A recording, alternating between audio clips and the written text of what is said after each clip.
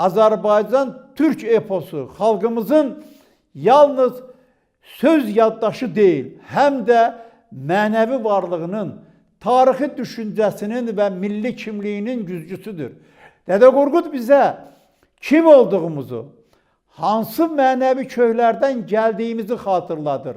Onun boylarında el birliyi, ağsaqqal sözü, qəhrəmanlıq, ailə müqəddəsliyi və sözün mənəvi qüdrəti yaşayır.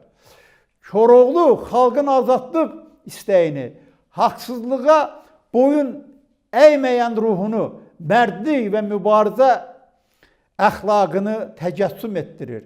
Eşq dastanları isə göstərir ki, insanın ucalığı yalnız qılınc və güc deyil, həm də sevgi, sədaqət və mənəvi dözümdür. Bu eposların dünəni xalq yaddaşıdır. Bugünü elmi yerindən dəyərləndirmə və müasir oxunuş mərhələsidir. Sabahı isə rəqəmsal arxivlərdə, təhsil proqramlarında, sənəd layihələrində, beynəlxalq mədəniyyət məkanında yaşamaq imkanlarıdır. Əgər biz bu irsi yalnız muzey eksponatı kimi deyil, canlı düşüncə qaynağı tək qəbul etsək, Azərbaycan eposu gələcək nəsillər üçün mənəvi güc mənbəyinə çevriləcək.